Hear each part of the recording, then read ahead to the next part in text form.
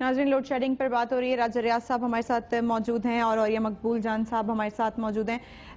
राजा रियाज साहब, आपसे भी मैं यही जानना चाहूँगी कि बिजली पैदा करने के लिए, आवाम के मसाइल हल करने के लिए रिसोर्सेज ऐसे क्या हैं जो चाहिए और नहीं मिल पा रहे? मोहतरमा, मैंने आपको पहले अर्ज किया है कि सबसे बड़ा सोर्स जो है वो हमारे पास है, लेकिन बदकिस्मती से हम उसे इस्तेमाल नहीं कर पा रहे, वो है पानी।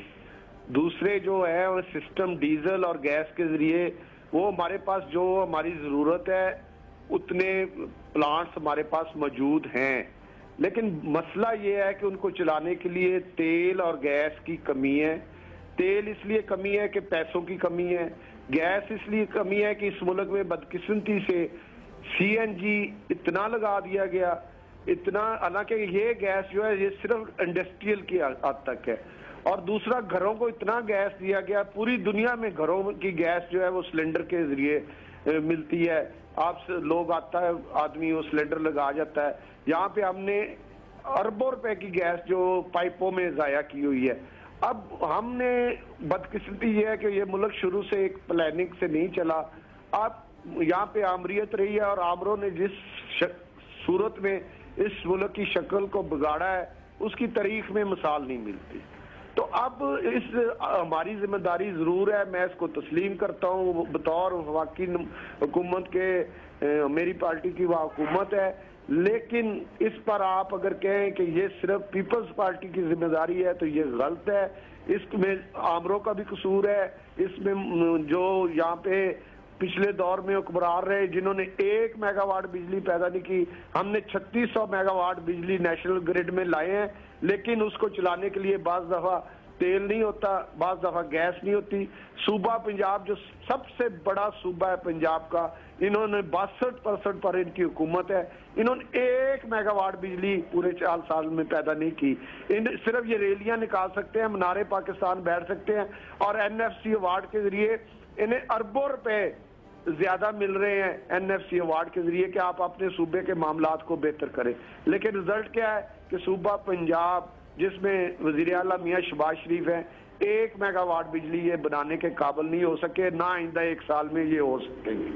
ठीक, आपने बड़ी अच्छी बात की राजा रियाज साहब के प्लानिंग की कमी है, प्लानिंग होनी चाहिए। पीपल्स पार्टी हुकूमत ने कोई प्लानिंग की है, फ्रेमवर्क ऑफ वर्क तैयार किया है जो लॉन्ग टर्म पर हो और आइंदा आने वाली हुकूमतें भी उस पर अमल कर सकें? जी बिल्कुल, हमने तैयार किया, उस पर अमल हो रहा है, उस पर वर्किंग हो रही है। 6 डैम हमने शुरू किए हैं जो जिन पर काम शुरू हैं, जिनकी फिजिबिलिटी हम बन रही हैं। इस तरह हम बहुत से लोगों को वो मजबूर कर रहे हैं कि आप पाकिस्तान में आके इन्वेस्टमेंट करें और पाकिस्तान में आप इस बिजली के बहरान में हमारी मदद करें। ये नहीं हम कह रहे कि यहाँ पैसे कमाने के लिए आए। उनमें ईरान के साथ हमने मुआहदा किया है, उनके हम चीन में बार बार सदर साहब जा रहे हैं, अब रूस का सदर साहब का दौरा भी है। हम चाहते हैं कि वो मुल्क जिनके पास वसाइल हैं वो हमारी इस मुश्किल की घड़ी में हमारी मदद करें, या पैसे कमाने के लिए ना आए या 20-20 रुपए आए 1 यूनिट पे कमाई करने के लिए ना आए, बल्कि हमारी मदद के लिए आए। और हमें जो अगर 15 रुपए यूनिट उन्हें कास्ट करती है तो हमें वो 10 रुपए में दे ताकि हमारे गरीब अवाम उससे बच सके। इस वक्त हमने ईरान से जो मुआहदा किया है, अगर वो गैस इंशाल्लाह आएगी, अमेरिका का बहुत बड़ा प्रेशर है, लेकिन जिस तरह सलाला में हमने शर्त रखी हुई है कि वो माफी मांगे, जब तक वो माफी नहीं मांगते हमने नहीं खोली। ये पूरे कौम के सामने आ गया। कल हमने 10 रुपए पेट्रोल सस्ता किया जो पाकिस्तान की तारीख में कभी इतना सस्ता। एक बिजली का बहरान है जो हमारी हुकूमत के लिए भी, हमारी पार्टी के लिए भी चैलेंज है। इंशाल्लाह आप ईरान की गैस आने दे, ईरान से हमें तेल मिलने दे, हमें रूस जो मदद करना कर रहा है, चाइना जो हमारी मदद करना चाह रहा है, हमें आगे बढ़ने दे। इंशाल्लाह अगले 2 और 3 महीने में हमें उन चीजों पे काबू पाएंगे और इलेक्शन में जाएंगे। ठीक, और ये मकबूल जान साहब, राजा रियाज साहब ने बात की प्लानिंग की कि लॉन्ग टर्म प्लानिंग होनी चाहिए और ऐसे मंसूबे होने चाहिए जो काबिल अमल हों। आपसे ये जानना चाहूंगी कि क्या ये आप समझते हैं कि ऐसी प्लानिंग हो रही है मुल्क में इस वक्त? देखें, दुनिया में बिजली जो होती है उसको सस्टेनेबल बनाया जाता है और सस्ता बनाया जाता है।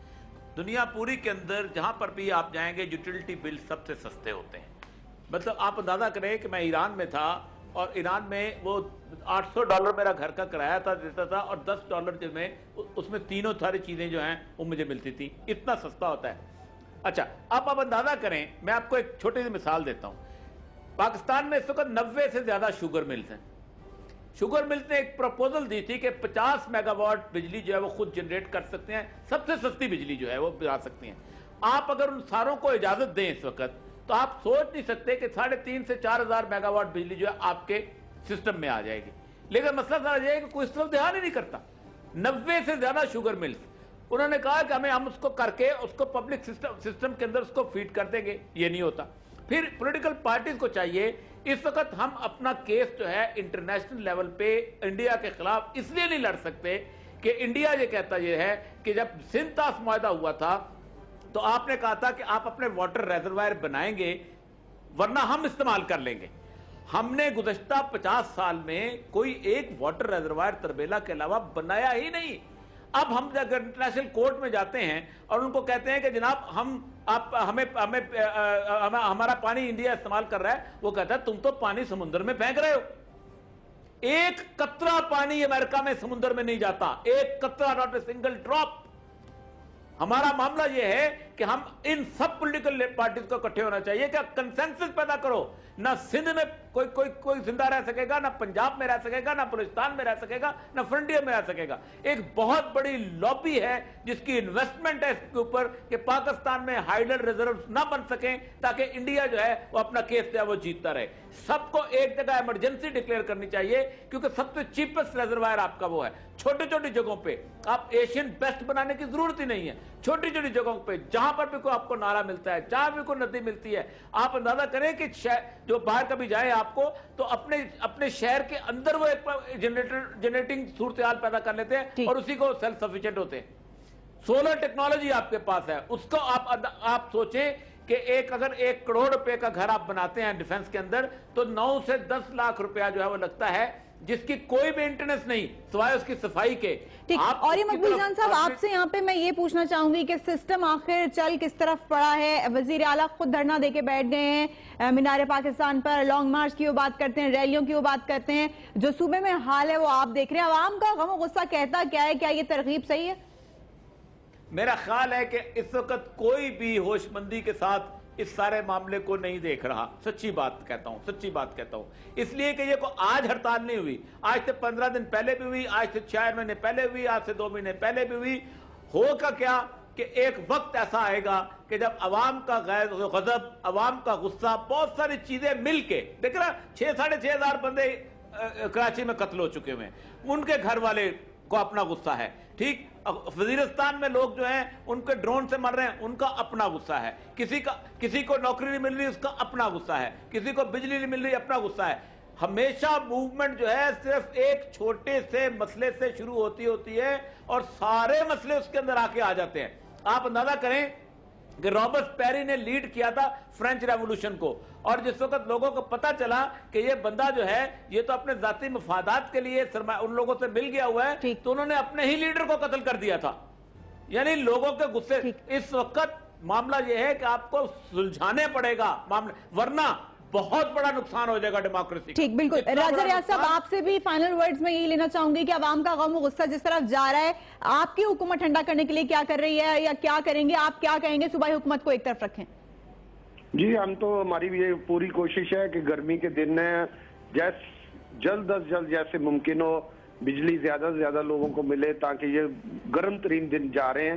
لیکن افسوس کی بات ہے کہ غریب کا ریڑی جلا کے، غریب کا رکشہ جلا کے اور غریب کا موٹر سائیکل جلا کے اگر میاں شہباز شریف صاحب بجلی پیدا کر سکتے ہیں تو یہ ان کے پاس بڑا اچھا طریقہ آیا ہے. میں ان کو یہ طریقے سے بجلی بنانے پہ مبارکباد دیتا ہوں. ٹھیک، بڑا وقت ہو گئی عوام کو سمجھنے کے لیے، عوام کا دکھ سمجھنے کے لیے. بات اصل میں یہ سمجھنے کی کہ بجلی اعتداد سے نہیں آئے گی، لانگ مارچ سے نہیں آئے گی، بلکہ کوشش سے آئے گی اور اس کے لیے منصوبہ بندی کی شدید ضرورت ہے. اپنا خیال رکھیے گا. اللہ حافظ.